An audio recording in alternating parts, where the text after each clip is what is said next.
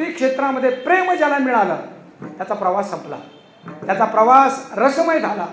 पण त्या प्रवासाचा पहिली पायरी तर काहीतरी असेल ना. अगदी थोड्या शब्दामध्ये आपण बघूया. इथपर्यंत जाण्यासाठी पहिली पायरी आहे की किमान भगवंताकडे जावं अशा प्रकारची जिज्ञासा निर्माण व्हावी. थोडंसं बघूया आपण क्रम त्याचा. त्या अंतिम टोकापर्यंत जाण्यासाठी किमान असं वाटायला पाहिजे की मला वारीला जायचं आहे, मला भगवंताचं भजन करायचं आहे, भगवंताविषयी ऐकायचं आहे, भगवंताला पाहायचं आहे. मला एवढं तरी वाटायला पाहिजे की नाही. याला म्हणतात आस्था, याला म्हणतात जिज्ञासा. मनुष्यानां सहस्रेषु कश्चिद यतति सिद्धये यतदामपि सिद्धानां कश्चिन् मां व्यक्ति तत्वदाः अस्तेचिया महापुरी रिगताति कोटीवरी प्राप्तीच्या पैलतिरी पायला निघे. किमान असं वाटायला पाहिजे की आतापर्यंत जे केलं त्याच्यातून आता खरंच निवृत्त व्हायचं आणि आता भगवंताकडे जायचं. किमान अशी आस्था निर्माण व्हायला पाहिजे. पण सगळ्यात अवघड गोष्ट आहे, माणसांना सगळं आवडतं, सगळं करावं असं वाटतं, भगवंताविषयी ऐकावं असं वाटत नाही, भगवंताचं भजन करावं असं वाटत नाही. सत्यनारायणाची पूजा असेल एखाद्याच्या ठिकाणी, अगदी बरोबर त्यांनी प्रमाणच दाखवलं मला की कीर्तनापेक्षा सुद्धा फोन महत्वाचा असू शकतो. याचा अर्थ काय, ही जिज्ञासा निर्माण होणं कठीण आहे असं आहे. सत्यनारायणाची पूजा जर असेल आणि त्यांना जर सांगितलं रे आमच्या घरी सत्यनारायणाची पूजा आहे, या प्रसाद घ्यायला, तो विचारतो अण्णा पोथी वाचून झाली ना. म्हणजे तिथं जर गेलो आणि अपघाताने जर थोडीशी पोथी कानावर पडली तर वाटोळ होईल माझं.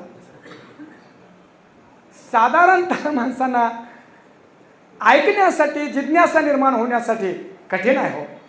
म्हणून पंक्तीला बोलावं लागत नाही, पटपटपट रांगे धरतात सगळे. पण कीर्तनाला सुरुवात करायची म्हटलं की आळ्या पिळ्या देऊन हो असं लवकर येऊन बसत नाही. याचा अर्थ असा आहे की ती जिज्ञासा निर्माण होणंच कठीण सगळ्यात अगोदर. बर, हा प्रवास बघतोय आपण, ती निर्माण झाली का.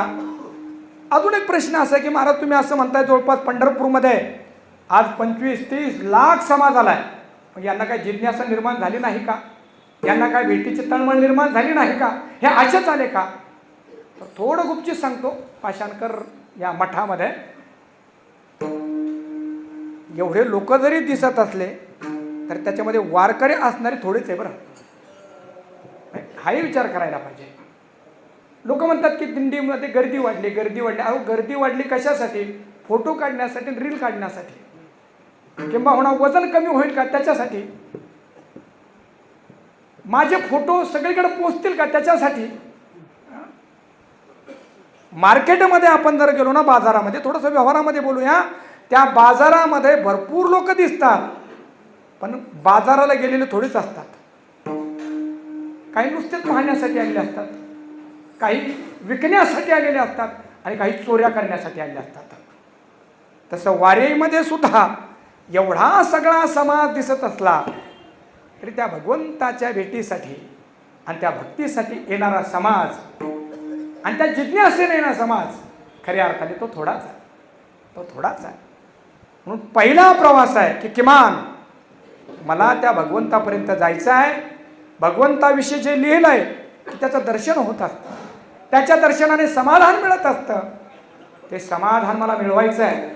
अशा प्रकारची किमान जिज्ञासा निर्माण होणं ही पहिली पायरी. काही उद्धार पावे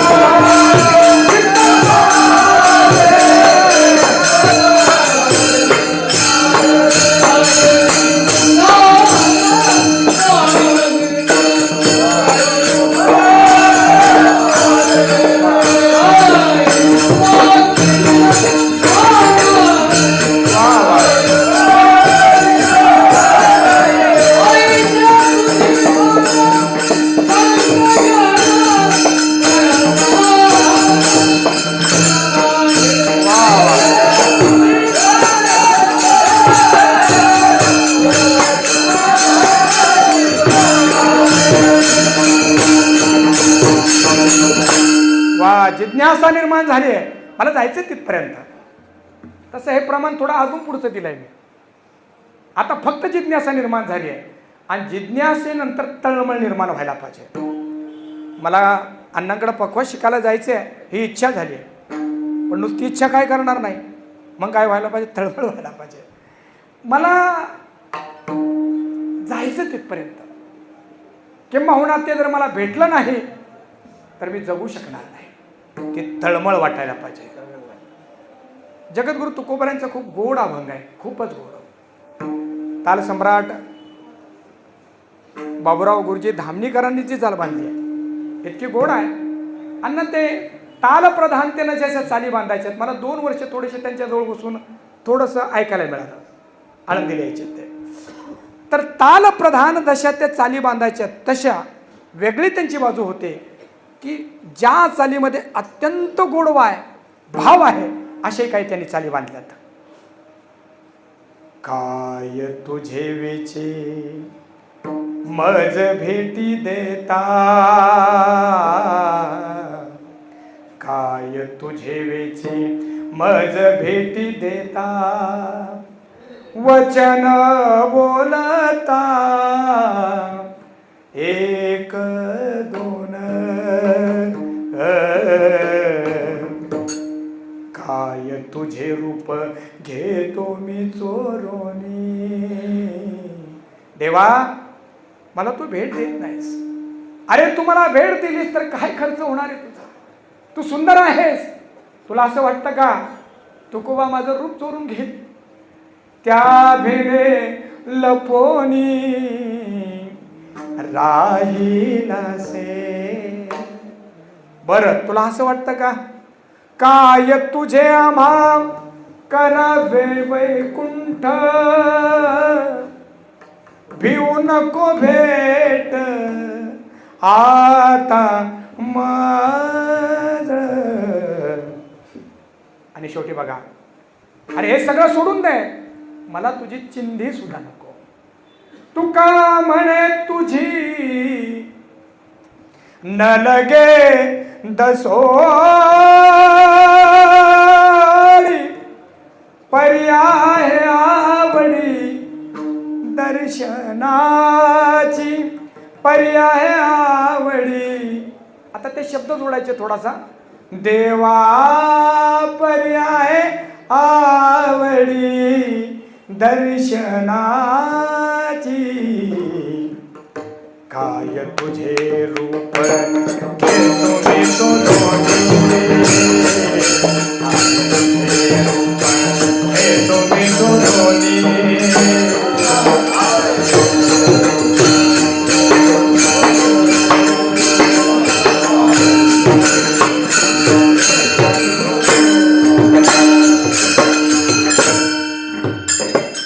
जिज्ञासेच्या नंतरचा प्रवास आहे, दुसरा टप्पा आहे तळमळ.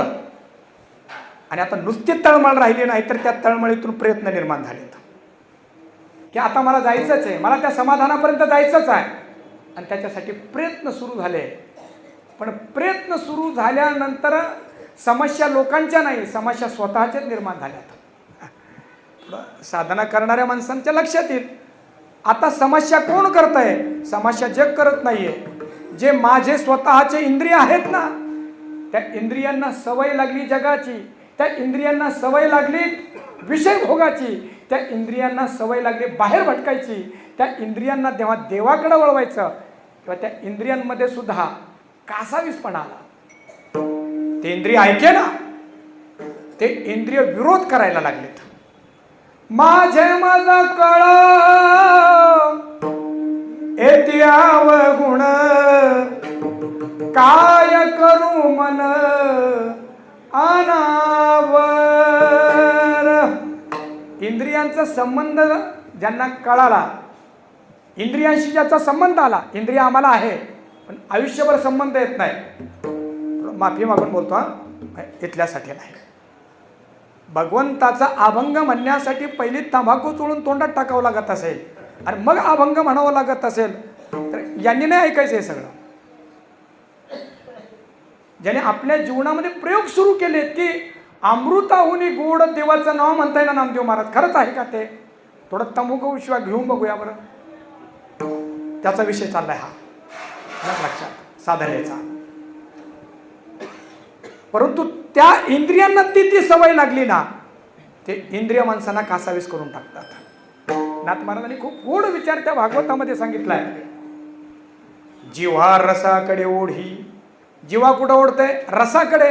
आणि म्हणून तर हॉटेलवाल्यांनी सगळे पदार्थ बाहेर काढून ठेवलेत. तिथला वडापाव पाहिला की कधी टाळ करीत तिथं गेला माहिती नाही. जीवा रसाकडे ओढी, तृषा प्राशना लागी तोडी. सोडा, त्याचा अर्थ नाही सांगत. शिष्णासी रती सुखाची गोडी, ते जर फडी रमावया.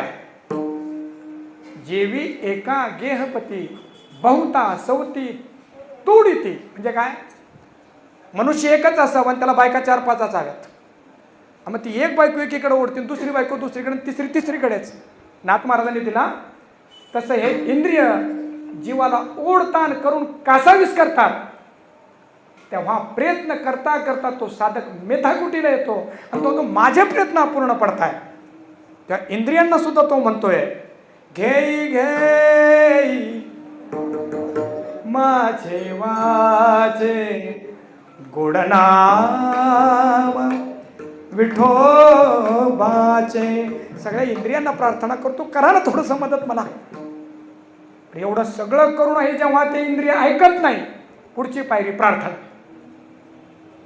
देवा आम्ही शक्तिहीन, देवा आम्ही शक्तिहीन,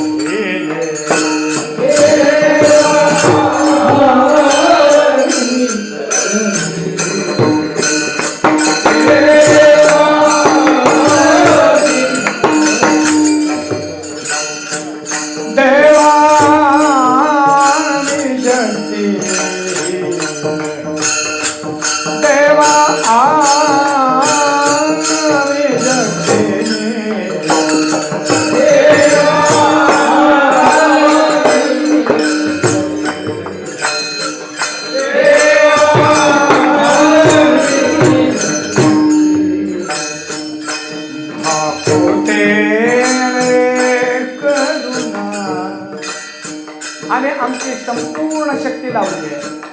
आम्ही भरपूर प्रयत्न केले.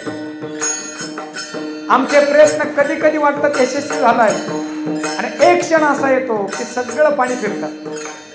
पण आता आम्ही समर्थ नाही, हळू चालू द्या. आता फक्त आश्रय तुझा आहे, तू केलं तर होईल. आता माझ्या ताब्यामध्ये हे राहिलं नाही. भाकुतेने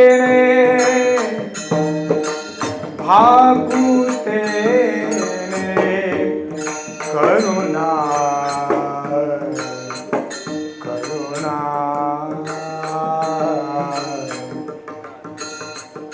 करुणा करुणा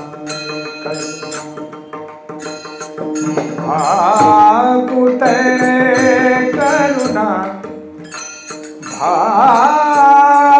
भाकुतेने भाकुतेने करुणा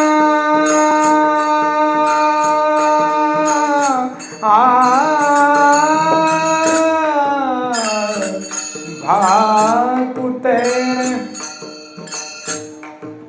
मारवा भाकुतेने करुणा भाकुते करुणा वाह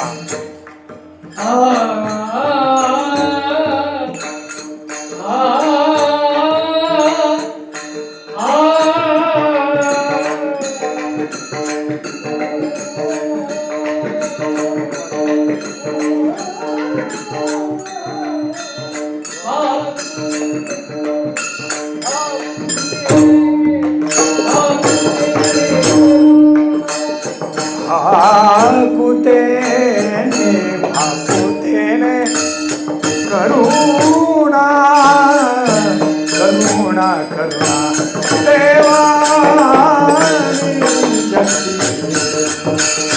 देवानी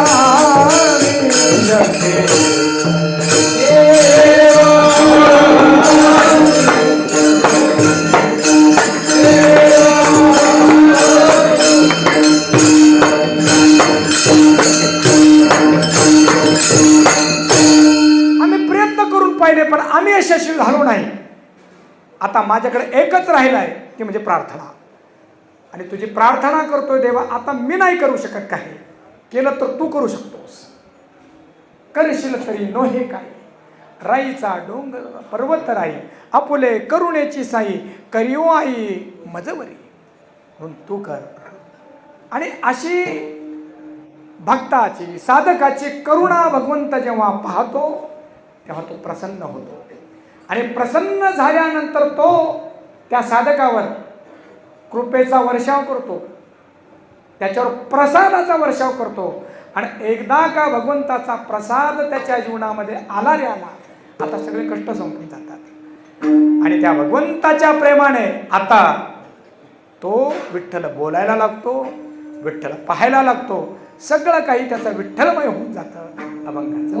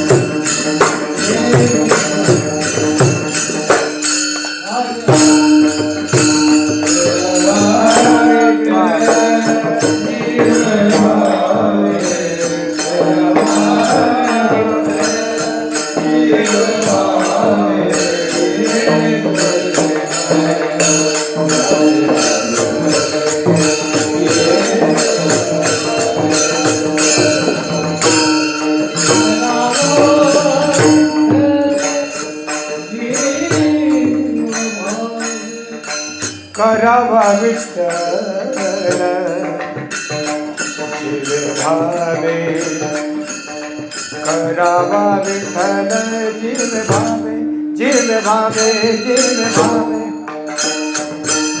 बोलावा विठ्ठल, पाहावा विठ्ठल, करावा विठ्ठल.